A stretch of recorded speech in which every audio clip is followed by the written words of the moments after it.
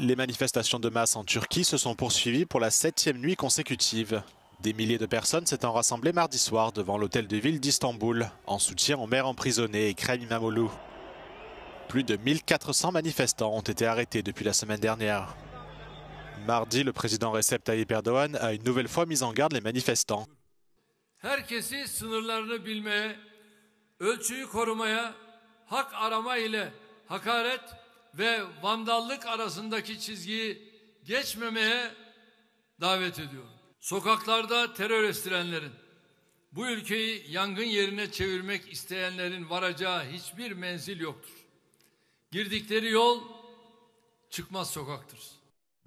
Le chef du principal parti d'opposition turc a rendu visite à Ekrem İmamoğlu en prison mardi. Arrêté mercredi dernier pour corruption, le maire d'Istanbul est considéré comme le principal adversaire du président Recep Tayyip Erdoğan, au pouvoir depuis 22 ans. Ekrem İmamoğlu nie fermement les accusations de corruption et de terrorisme à son encontre. Des milliers de manifestants ont bloqué la circulation sur plusieurs ponts de Budapest mardi soir pour protester contre une nouvelle loi interdisant les événements LGBTQ tels que la marche des fiertés prévue en juin. Cette législation autorise également l'utilisation de logiciels de reconnaissance faciale par les autorités pour identifier et sanctionner les participants à ces rassemblements. Les critiques estiment que ces mesures portent atteinte aux droits fondamentaux et ciblent injustement les minorités sexuelles. Écoutez le député hongrois Ákos Ottavi, organisateur du rassemblement. A Pride törvény nem arról szól, hogy betiltsák a Pride-ot. Az is egy mocsokság, az is egy disznóság, az is sok százezer ember jogát vonja vissza. De arról szól, hogy majd a következő neki nem tetsző tüntetéseket betilthassa, illetve arról szól, hogy ezeket a törvényeket könnyebben szankcionálhassa. La manifestation s'est déroulée pacifiquement comme l'avaient demandé les organisateurs. Ce nouveau texte et les autres lois restrictives qui l'accompagnent divisent l'opposition en Hongrie. Plusieurs partis affirment qu'il est important de s'y opposer, mais le parti de centre-droit Tisza, emmené par Péter Magyar, qui selon des sondages est actuellement plus populaire que le parti au pouvoir, a qualifié la question de distraction et ne s'est pour l'heure pas positionné. Les organisateurs ont promis de nouvelles manifestations mardi prochain.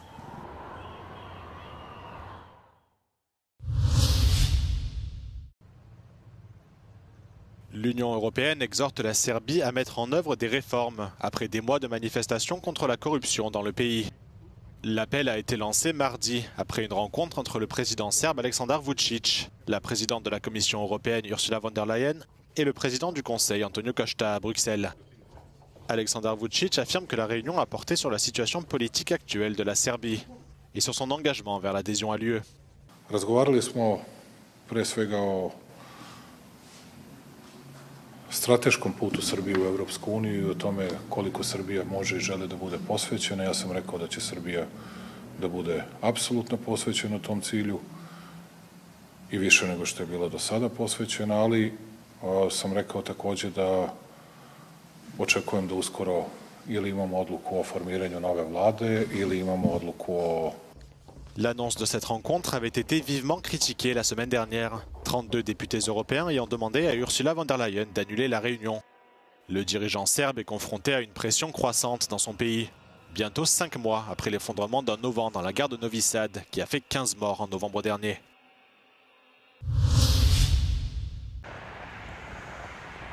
L'Ukraine et la Russie sont parvenus à un accord de cessez-le-feu en mer Noire à l'issue de 3 jours de négociations à Riyad, en Arabie Saoudite. La Maison-Blanche a confirmé que Kiev et Moscou se sont engagés à garantir la sécurité de la navigation et à renoncer à tout usage de la force dans la zone maritime. Le ministre ukrainien de la Défense a clarifié la position de son pays, avertissant que tout mouvement de navires militaires russes en dehors de la partie orientale de la mer Noire constituerait une violation de l'accord.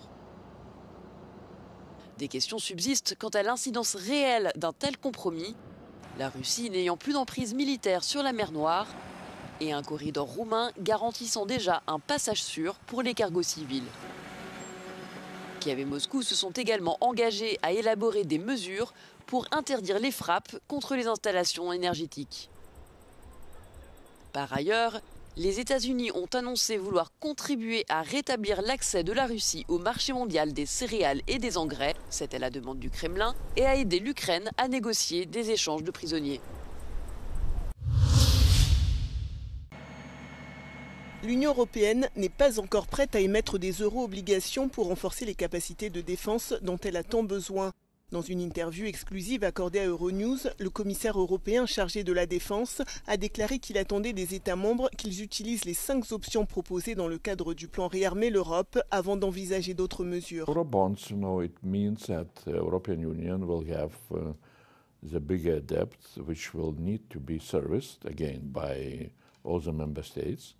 And now we have exactly, in some ways, a challenge what to do with Eurobonds which were issued during pandemic, how to repay. Dans l'UE, les paiements des subventions accordées en réponse à la pandémie de Covid-19 devraient représenter entre 25 et 30 milliards d'euros par an. Et l'Union européenne n'a pas encore décidé de la manière de les rembourser. For the next 4 years, in some kind of idealistic, scenario, if all the member states will start to spend 3.5%.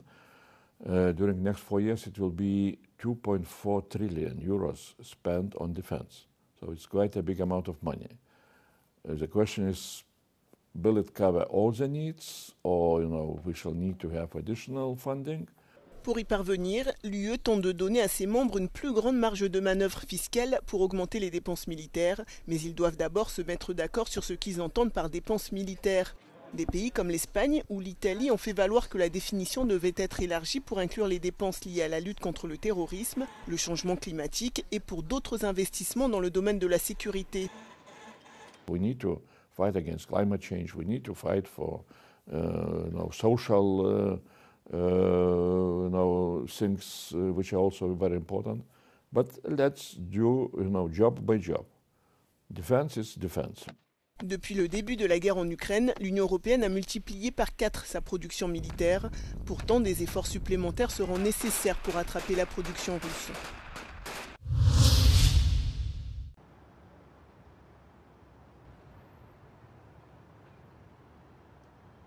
La Commission et le Parlement s'attaquent à la crise du logement dans l'Union européenne.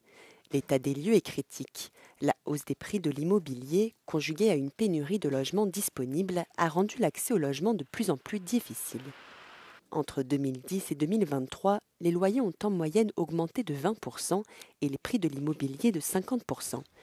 L'UE s'intéresse notamment à l'impact des locations de courte durée, qui représentent près d'un quart des locations touristiques. We are certainly looking at the role of short-term rentals. On one hand, it's a great possibility for people to go see each other's countries, for people to have an income to rent out a room or a home for a limited time. On the other hand, it does lead to huge problems in some cities where people are forced out more or less of their homes so that they become a business machine, so to speak, instead of being a normal home. Les mesures sur la table incluent l'utilisation de financements européens pour la construction de logements sociaux ou encore la création d'une plateforme pan-européenne de recrutement pour répondre à la pénurie de main-d'œuvre dans le bâtiment.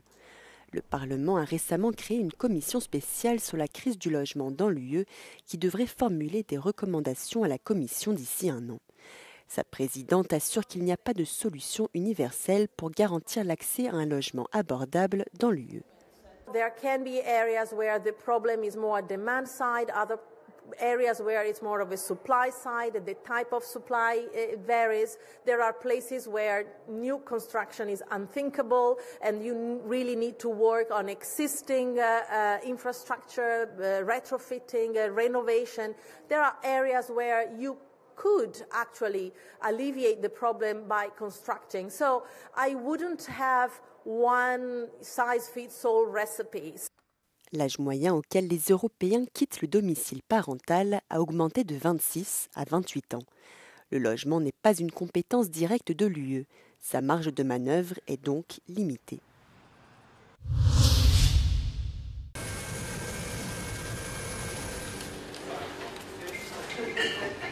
L'invasion de l'Ukraine par la Russie et les droits de douane imposés par Donald Trump sur les produits européens bouleversent les équilibres géopolitiques. Les changements poussent l'Union européenne à investir davantage dans sa défense.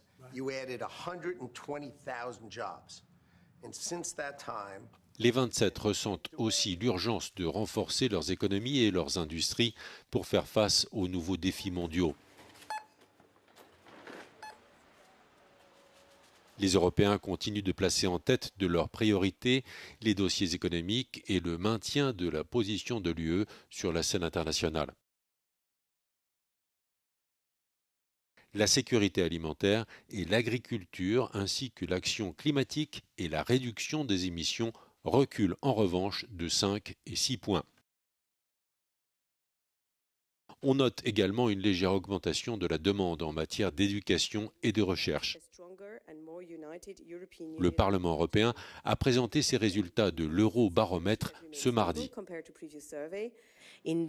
Times of more uncertainties, people turn to the EU. For example, we see in the survey that's very high. The 74% of the Europeans believe that the EU has benefited, being part of the EU benefited to them. And it's the highest data that we have been recording since the question was first asked in 1983. Les Européens attendent par ailleurs du Parlement la prise en compte du coût de la vie et de la situation de l'emploi.